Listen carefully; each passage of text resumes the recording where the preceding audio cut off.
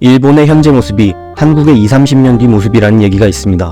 한국이 가파른 경제 성장을 이뤄내며 5년째 일본의 1인당 GDP를 넘어서고 그 시기가 점차 앞당겨지고 있지만 우리의 미래를 대비하기 위해 아직까지 일본 사회에 주목해야 한다는 사실은 변하지 않았죠. 일본에서는 벌써 30년도 더 전에 나타났지만 우리나라에서는 나타나지 않은 현상이 있습니다.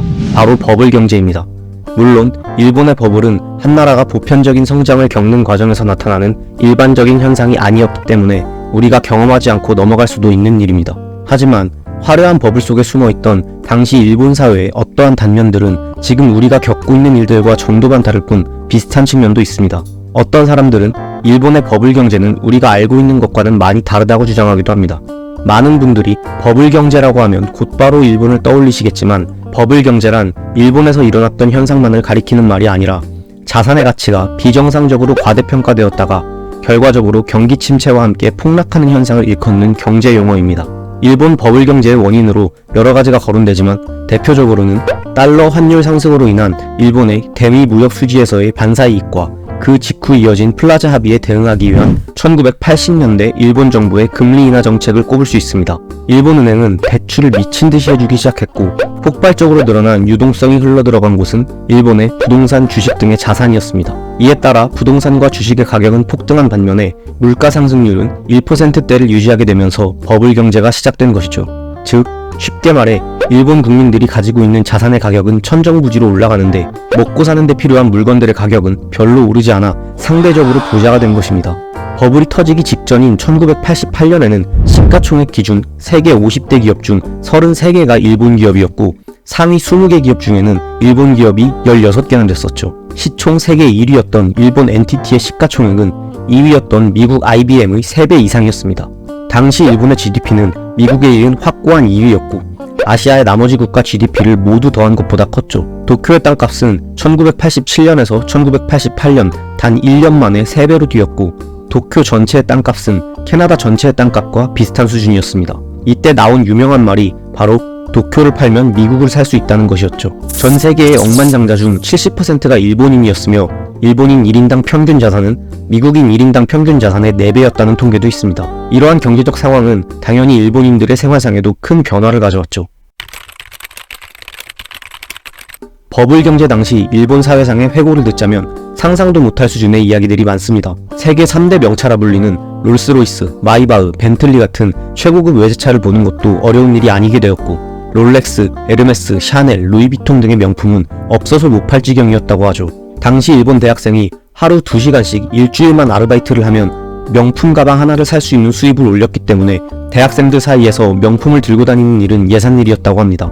당연히 국가별 명품 판매량은 일본이 압도적으로 1위를 차지했고 1980년대 중반 주요 명품 브랜드 고객의 70%가 일본인이었다고 합니다. 또한 당시 2만에서 3만원가량의 고급 이탈리아, 프랑스 레스토랑과 10만원이 넘는 호텔 스위트룸은 항상 손님으로 가득했고 크리스마스 등 특별한 날에는 몇 달 전부터 예약이 가득 찰 정도로 일본인들의 소비 수준은 상상을 초월했습니다.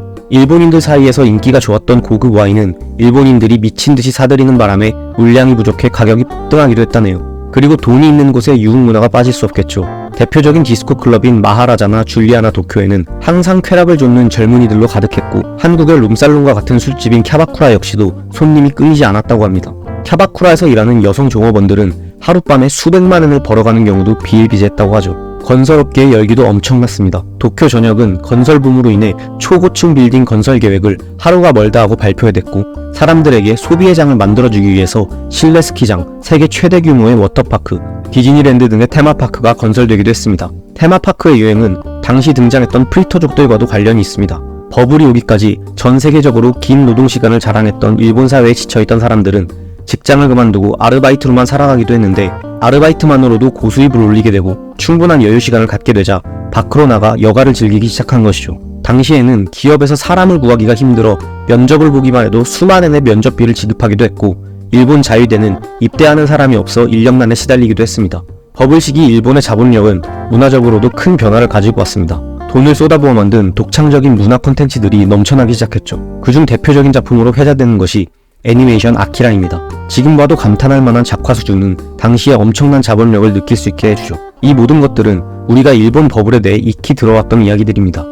그런데 모든 일본인들이 이렇게 넘쳐나는 풍요를 누렸을까요? 이런 생활을 했던 사람들은 일본 국민들 중 얼마나 될까요? 앞서 말씀드린 일본 버블 시기의 생활상이 너무 과장되었다고 말하는 사람들이 있습니다. 청년으로 버블 시기를 살았고 이제는 중장년이 된 사람들이죠.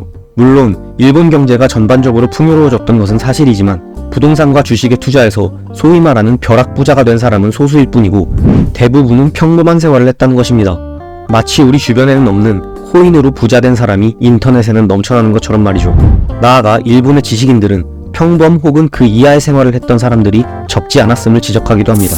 일본의 사회학자인 아라카와 가지이사는 당시 대다수의 사람들은 버블이 붕괴했다는 것도 그 당시가 버블이었다는 감각도 없었으며 오히려 주가 폭락 이후인 1990년에서 94년이 가장 사회적 분위기가 좋았다.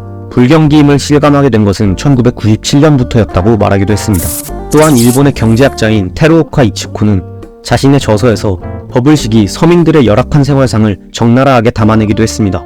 선진국 중 가장 긴 근로시간, 하늘 높은 줄 모르고 올라버린 부동산 가격으로 인해 도시 밖에서 출퇴근하느라 길어진 통근 시간, 우리나라의 고시원보다 작은 소위 토끼굴이라고 불릴 정도로 좁아터진 단칸방, 투자도 모르고 노동도 할 수 없어 빈민층으로 몰락한 노인들의 비참한 생활 등을 가감없이 묘사했죠. 작가 하야미즈 겐노는 경기가 좋은 시대, 버블 시대를 살아보고 싶었다는 이야기를 자주 듣지만 당시 일반 서민은 호경기에 오히려 붕괴하고 있었다. 돈을 버는 것은 주식을 가진 자와 토지를 가진 자뿐, 서민은 마이홈을 꿈꾸는 것조차 허락되지 않았다. 오히려 호경기가 끝나고 땅값이 원래대로 돌아오면 좋을 텐데 하는 것이야말로 당시 서민들의 대표적인 목소리라고 할 수 있다고 주장하기도 했습니다. 이들이 공통적으로 지적하는 것은 부동산과 주식이 주도하는 버블에 올라타지 못해 오히려 빈곤해져 버린 사람들입니다. 버블로 인해 양극화가 이전보다 극심해졌고 풍요를 누리던 소수의 사람들보다 오히려 더 가난해진 사람들이 많았다는 것입니다. 생각해보면 당연한 이야기입니다. 부동산 가격이 오르면 부동산을 가진 사람들은 부자가 되겠지만 갖지 못한 사람들은 살아갈 터전을 잃겠죠. 실제로 이들의 주장을 뒷받침하는 통계도 있습니다. 일본 정부에서 실시하는 국민생활기초조사에 따르면 버블 시기인 1986년에서 1990년 조사에서 삶이 매우 힘들다, 힘든 편이다를 선택한 사람은 매년 40% 내외였죠. 우리나라의 경우에도 일본의 버블과 비교할 정도는 아니지만 부동산 가격 폭등, 비트코인 열풍 등으로 벼락부자가 된 사람들이 있습니다. 또 동시에 벼락거지가 된 사람들도 있죠. 일본 버블의 원인으로 지목된 요인들을 우리 상황에서 찾아볼 수 있는 것은 아니지만 일본 버블 시기처럼 양극화가 점점 심해지고 있다는 것은 많은 분들이 체감하고 계실 겁니다. 그럼에도 불구하고 한국의 1인당 GDP는 그 어느 때보다 높습니다. 아마 시간이 지나면 누군가는 지금의 대한민국을 가장 풍요로웠던 시절이라고 기억할지도 모르겠습니다.